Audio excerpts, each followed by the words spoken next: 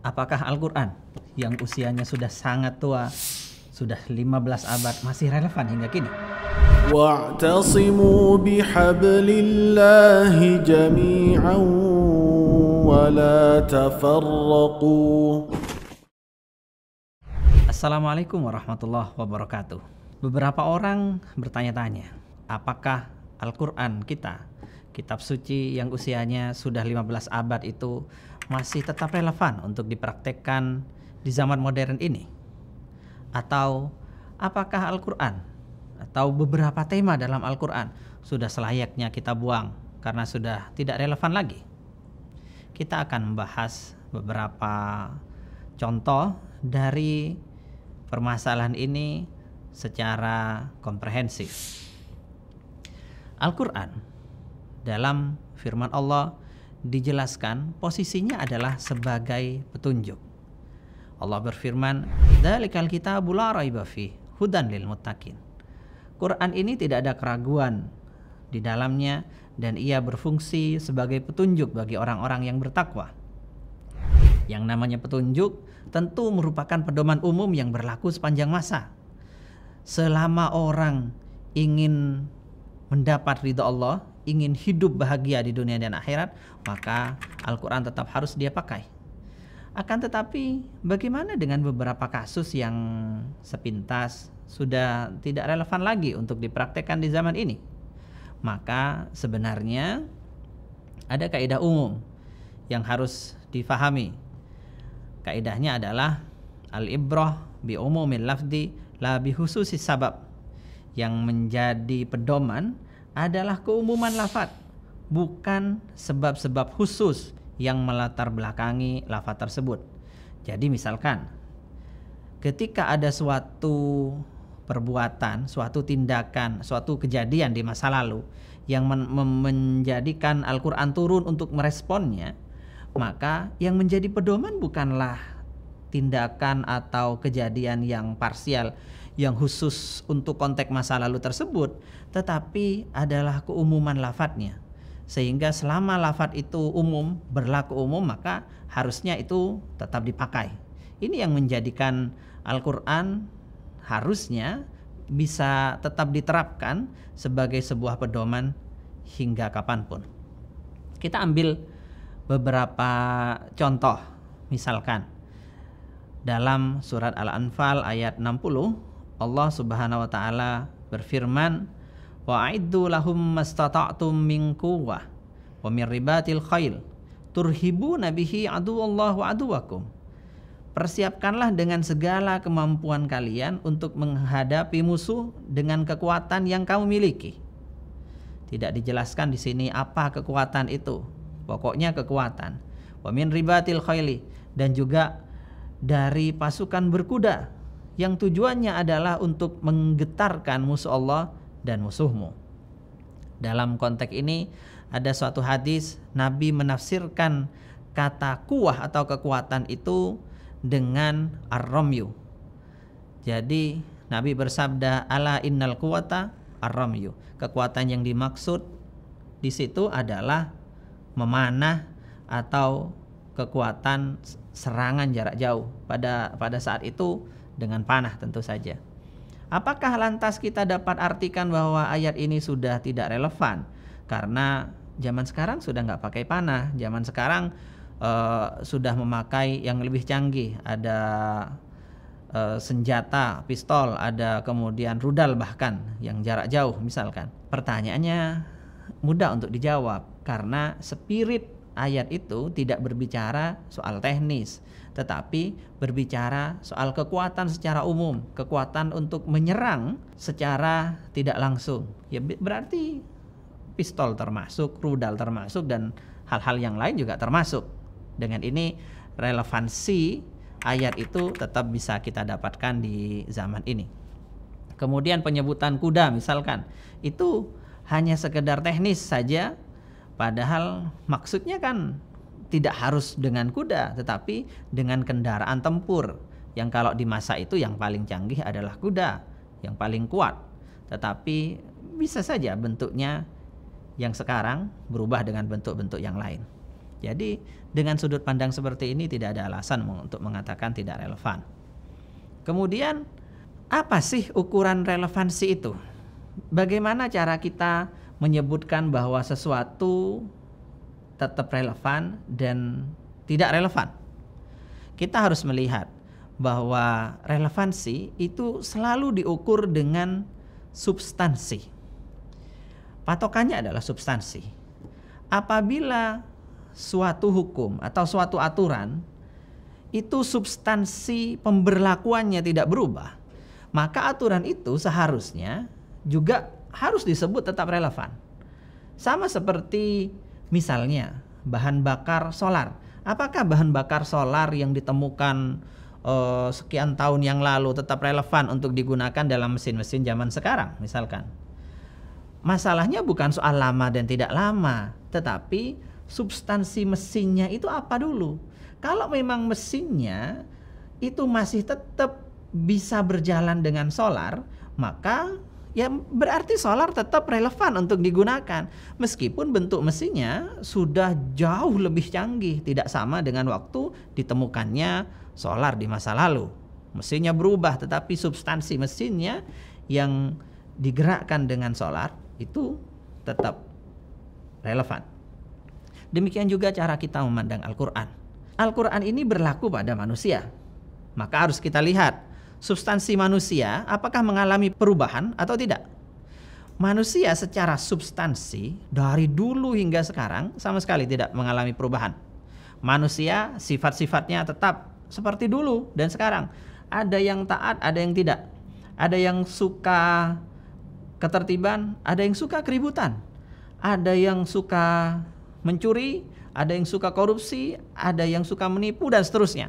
Semuanya tetap, hanya medianya saja yang berubah, alat-alatnya yang berubah, lingkungannya yang berubah, bangunannya yang berubah.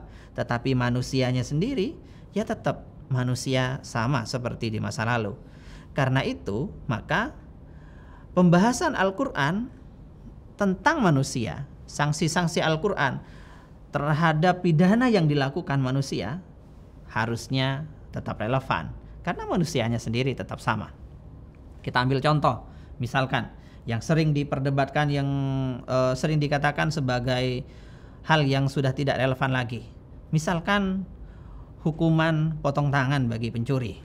Ini sering mendapat kritik. Akan tetapi kita harus lihat dulu tabiat manusia yang suka mencuri apakah sudah berubah dari dulu hingga sekarang. Apa bedanya pencurian di masa lalu dengan pencurian di masa sekarang? Jelas tidak ada perubahan. Manusia ya tetap mencuri, tindakannya ya tetap sama. Yang berbeda adalah teknis bagaimana melakukan pencurian itu, bagaimana alat-alat yang dipakai untuk mencuri, bagaimana prosedur untuk mencuri itu. Semua yang berkaitan dengan teknis ini bukan substansi. Pencuriannya tetap pencurian. Dan manusianya dapat jera dan tidak jeranya itu sama ukurannya. Manusianya tetap sama. Karena itu hukuman pencurian, misalkan potong tangan, itu tidak ada alasan untuk dikatakan tidak relevan. Bukan karena sekarang sudah tidak lumrah atau apa. Bukan seperti itu melihatnya, tetapi harus dilihat dari substansi tindakan tersebut yang masih sama antara dulu dan sekarang. Beberapa orang yang mengkritik hukuman potong tangan dianggap sebagai sebuah hukuman yang sudah ketinggalan zaman misalkan.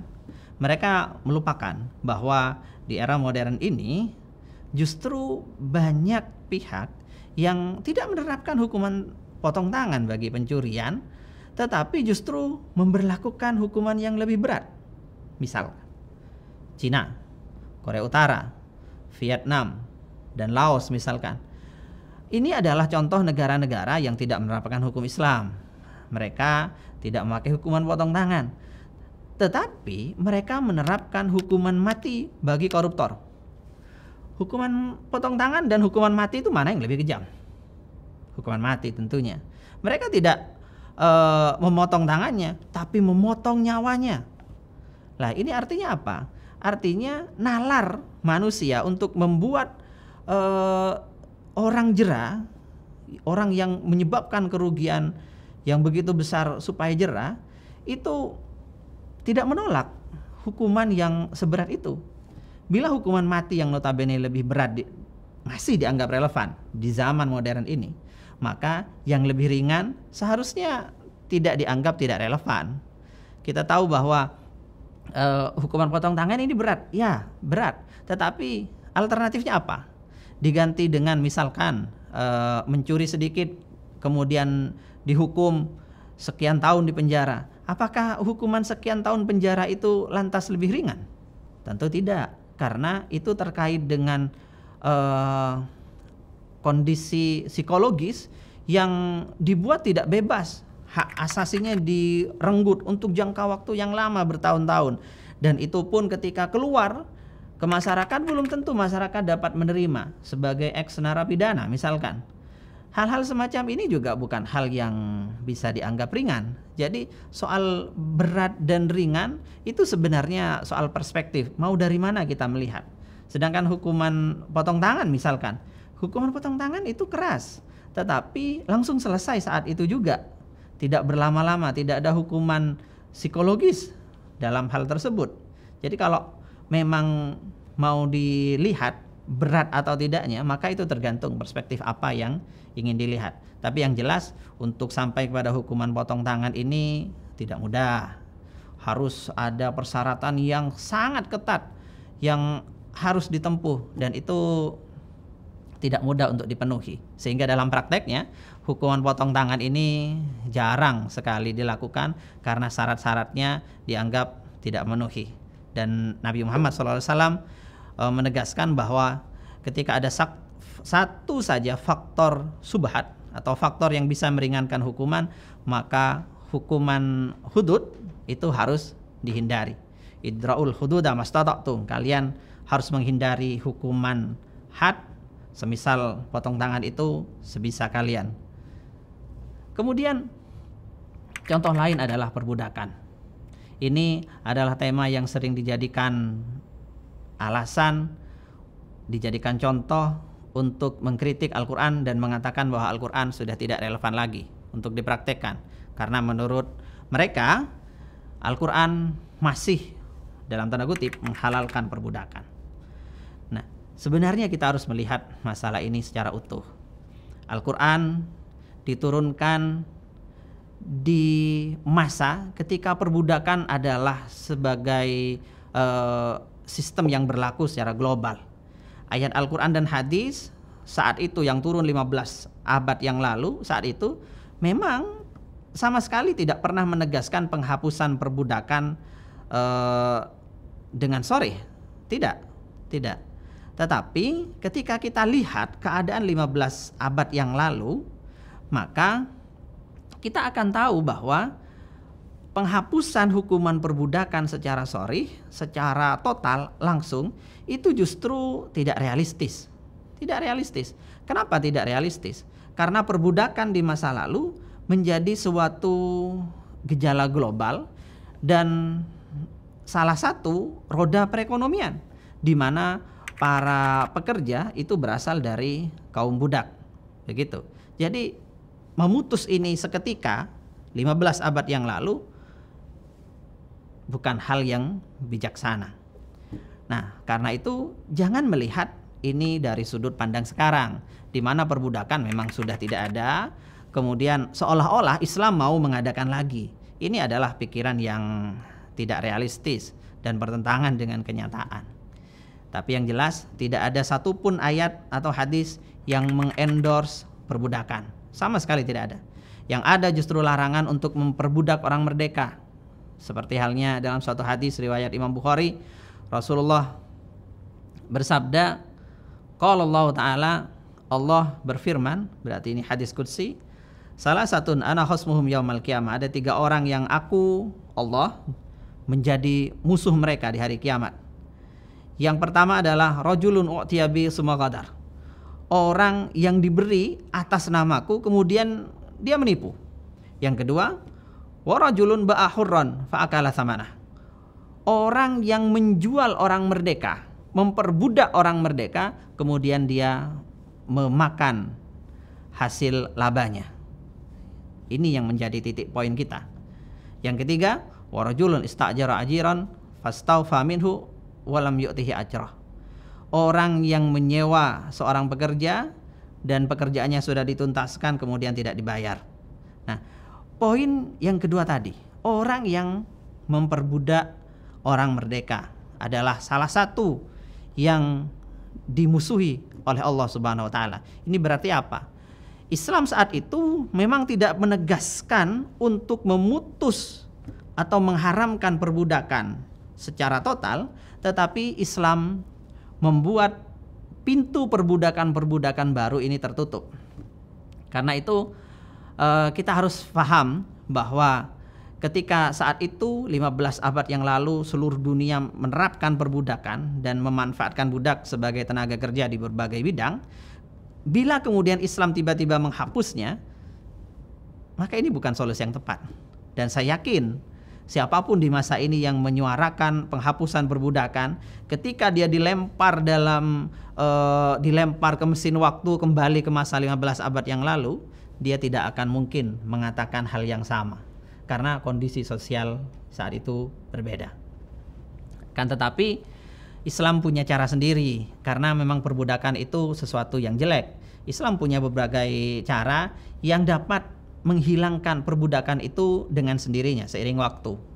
Misalnya, pertama, dengan menjadikan pembebasan budak sebagai sanksi bagi berbagai pelanggaran.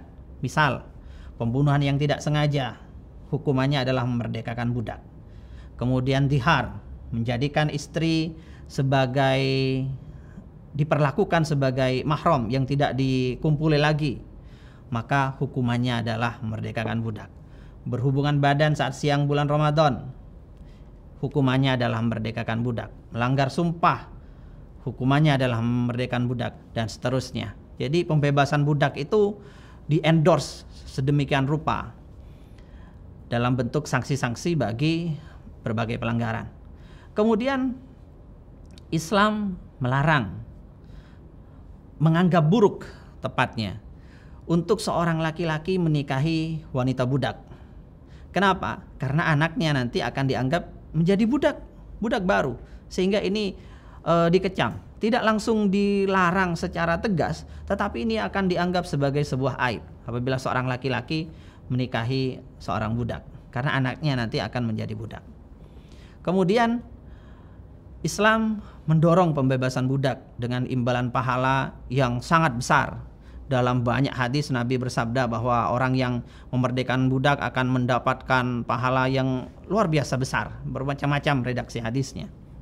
Kemudian ada satu hal yang penting, bahwa Islam menjamin seorang budak, memberikan jaminan bagi seorang budak untuk membebaskan dirinya sendiri, yaitu yang dikenal dengan sistem mukatabah atau perjanjian penebusan diri. Perjanjian semacam ini tidak dikenal pada masa jahiliyah, di mana kebanyakan budak saat itu tidak punya kemungkinan untuk membebaskan atau menebus dirinya sendiri. Tetapi dengan sistem mukatabah yang diperkenalkan oleh Islam, seorang budak punya harapan ketika dia bisa menebus sejumlah uang tertentu, maka dia bisa dimerdekakan. Dengan demikian, maka perbudakan akan berakhir dengan sendirinya. Dan faktanya, ketika dunia sudah menghapuskan perbudakan sudah dilarang di mana-mana seperti sekarang, tidak ada satupun ulama Islam yang mencoba mempertahankan hukum perbudakan, apalagi menghidupkan sistem itu lagi. Tidak ada satupun yang menganggap penghapusan budak itu sebagai bid'ah. Tidak ada satupun yang menganggap bahwa penghapusan perbudakan di dunia sebagai pelanggaran syariat. Tidak ada satupun. Semuanya sepakat. Bahkan semuanya saat ini sepakat bahwa perbudakan itu tidak diperkenankan. Jadi secara faktual bukan pada tempatnya ketika mengatakan bahwa Islam masih menghalalkan perbudakan, bahwa Islam masih mengendorse perbudakan. Itu sesuatu hal yang tidak realistis. Kemudian pertanyaannya yang sering ditanyakan, kalau memang begitu aturan Islam tentang perbudakan, kenapa masih ada aturan perbudakan? Kenapa di kitab-kitab fikih masih ditulis tentang hukum-hukum perbudakan? Perlu diketahui bahwa aturan tersebut tidak digunakan di saat dunia tidak mengenal perbudakan. Jadi kitab-kitab itu semuanya tidak ada satupun yang membahas tentang bagaimana memperbudak orang merdeka supaya aturan-aturan itu bisa dilakukan. Tidak ada satupun. Artinya aturan-aturan itu hanya berlaku apabila kondisi dunia memang mengenal perbudakan. Kalau sudah tidak ada, maka otomatis sudah tidak perlu dibahas sebenarnya. Akan tetapi kita bisa berandai-andai. Seandainya kondisi dunia menjadi ricuh kembali, menjadi kembali memberlakukan perbudakan misalkan, dan itu sangat disayangkan dan tidak semestinya terjadi. Tetapi kita bayangkan, andai itu terjadi lagi, maka apa yang terjadi? Apakah kondisi itu dibiarkan kosong tanpa aturan, ataukah aturan Islam soal tentang perbudakan itu harus dipakai lagi? Opsi nomor 2 adalah jawaban yang paling realistis. Karena dengan opsi nomor 2 yaitu aturan Islam itu, maka perbudakan akan dapat ditutup, akan dapat dihilangkan kembali. Baik itu secara langsung karena memang perbudakan baru dilarang, ataupun kalau tidak bisa secara langsung maka secara bertahap seperti dilakukan Islam di masa lalu. Jadi hukum itu akan kembali relevan apabila itu terjadi. Catat, apabila itu terjadi. Dan ini bukan berarti Islam yang harus mengupayakan supaya itu terjadi. Jangan dipahami demikian. Kemudian perlu diketahui bahwa dalam Islam perbudakan itu mempunyai aturan-aturan yang tidak sama dengan bayangan praktek perbudakan pada umumnya. Islam memastikan bahwa seorang budak tetap mendapatkan haknya. Ini yang kita bicarakan di masa lalu, ya. Perbudakan dalam Islam bukan berarti memperlakukan orang lain seperti yang kita dapati di Eropa dan Amerika di masa kolonial misalkan, di mana budak disiksa sedemikian rupa, semua hak-haknya sebagai manusia hilang sama sekali misalkan. Bahkan dia dengan mudahnya dibunuh. Tidak demikian. Karena Islam punya aturan sendiri. Misalnya dalam hadis riwayat Bukhari dan Muslim, Rasulullah SAW bersabda, "Ikhwanukum khawalukum." Itu saudara-saudara kalian adalah tanggungan kalian. Ja'alahumullah tahta aidikum. Allah menjadikan mereka di bawah kekuasaan kalian. Faman kana ahuhu tahta yadihi falyut'imhu mimma ya'kul. Siapa yang saudaranya, budak dinarasikan oleh Rasul sebagai saudaranya. Siapa yang saudaranya berada dalam wilayah kekuasaannya, artinya dijadikan budak, maka dia harus memberi makan apa yang dimakan oleh dirinya sendiri. Artinya apa? Makanan seorang budak tidak boleh dibedakan dengan makanan juragannya. Wal yulbishu mimma yalbas. Dia harus memberikan pakaian dari jenis apa yang dipakai oleh juragannya. Wala tukallifuhum ma yaglibuhum. Jangan sampai membebani dengan pekerjaan yang mereka tidak mampu.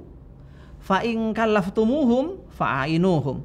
Kalau memang kalian para juragan hendak memaksa budaknya untuk melakukan sesuatu yang berat, fa'ainuhum, maka kalian harus membantu mereka. Ini adalah aturan Islam yang menjadikan budak sebagai tetap manusia yang mempunyai kehidupan yang wajar. Kemudian dalam hadis yang lain, dalam hadis riwayat Imam Muslim, Rasulullah bersabda, "Man latama mamlukahu aw darabahu kafaratuhu ayyutiqahu." Siapa yang menempeleng budaknya atau dia memukulnya, maka hukumannya adalah memerdekakannya. Jadi dilarang memukul budak. Kalau memang sudah dipukul, maka hukumannya harus memerdekakan. Dan ini terjadi ketika ada seorang sahabat menempeleng budaknya, budak perempuannya, kemudian dia menghadap Rasulullah untuk membebaskan budak tersebut, dan akhirnya budaknya dimerdekakan. Kemudian dalam surat An-Nur 33 dijelaskan tentang sistem mukatabah, ya. sistem yang memberikan hak kepada budak untuk membebaskan dirinya, seperti yang kita singgung itu tadi. Walladzina yabtaguna alkitab mimma malakat aymanukum fakatibuhum in alimtum fihim khaira. Kalau memang ada budak yang kemudian menyarankan atau menginginkan perjanjian mukatabah itu, maka kalian turuti saja kalau memang kalian menganggap itu baik. Wa atuhum mimma lillahi alladzi atakum. Berilah mereka uang atau gaji yang sudah diberikan kepada Allah untuk kalian. Sebagian rezeki kalian berikan kepada budak-budak itu supaya mereka bisa menebus dirinya sendiri. Wala tukrihu fatayatikum alal bigha in aradna tahassunan litabtagu aradal hayatid dunya. Jangan sampai budak-budak perempuan kalian dipaksa untuk melacur kalau mereka memang ingin menyucikan diri mereka. Jangan sampai motif duniawi kemudian membuat kalian memperjualbelikan budak-budak perempuan kalian. Ini adalah norma-norma yang tidak dikenal dalam sistem perbudakan yang lain. Artinya perbudakan dalam Islam bukan sesuatu yang terjadi di belahan dunia yang lain di mana seorang budak sama sekali tidak mendapatkan hak-haknya. Nah, lagi-lagi kita berandai tadi, seandainya dunia kembali memberlakukan perbudakan, maka apakah dibiarkan tanpa aturan sama sekali atau aturan itu? Aturan yang lama itu kita gunakan lagi. Jawaban yang lebih realistis adalah aturan yang lama dipergunakan lagi. Tetapi sekali lagi jangan diartikan bahwa perbudakan adalah sesuatu yang didukung atau di-endorse. Tidak. Kemudian contoh yang lain lagi adalah perang. Kenapa Islam masih mengenal perang? Katanya agama damai. Perang itu sesuatu yang kejam, harusnya sudah tidak dikenal lagi sekarang. Namun pendapat seperti ini bukan sesuatu yang realistis, karena bagaimanapun perang itu kadang dipertahankan untuk mempertahankan diri. Seperti misalkan dalam surat Al-Baqarah 190, Allah Subhanahu wa taala berfirman, "Wa qatilu fi sabilillahi alladziina yuqatilunakum wa la ta'tadu." Silahkan perangi orang yang memang memerangi kalian dan jangan sampai kalian berlebihan. Innallaha la yuhibbul mu'tadin. Karena Allah tidak menyukai orang-orang yang berlebihan. Artinya perang dalam rangka mempertahankan diri itu wajar dan ini dilakukan sampai sekarang saat ini di berbagai belahan dunia di mana ada orang yang dijajah, maka di situ terjadi perang, tapi perang yang diperbolehkan dalam rangka mempertahankan diri. Kemudian di dalam surat At-Taubah misalkan, ketika orang-orang kafir menyerang umat Islam dan melanggar kesepakatan untuk gencatan senjata misalkan, maka Allah berfirman, faqatilu aimatal kufri innahum la aimana lahum. Silakan perangi saja para pemimpin kafir itu sebab mereka sudah tidak bisa menepati janjinya. La'allahum yantahun, supaya mereka berhenti. Ini sesuatu yang wajar. Kemudian perang juga berfungsi untuk menolong pihak yang terzalimi. Udzina lil ladzina yuqataluna bi annahum zulimu. Diizinkan untuk berperang membela orang-orang yang terzalimi. Ini aturan yang tetap relevan hingga kini. Aturan-aturan ini yang semacam itu, yang menjadi poin-poin itu ternyata sampai saat ini bisa dikatakan tetap relevan, bahkan sampai kapanpun tetap relevan, karena memang berdasarkan dari pertimbangan-pertimbangan yang terukur kemaslahatannya. Beberapa poin penting yang kita ambil adalah manusia sebagai seorang manusia tidak pernah berubah, dan Al-Quran sebagai resep umum bagi penyakit manusia yang dihinggapi oleh manusia tentunya sudah didesain sedemikian rupa sesuai dengan kebutuhan manusia itu sendiri, sehingga seharusnya Al-Quran tetap menjadi resep umum yang relevan hingga kapanpun. Wassalamualaikum warahmatullahi wabarakatuh. واعتصموا بحبل الله جميعا ولا تفرقوا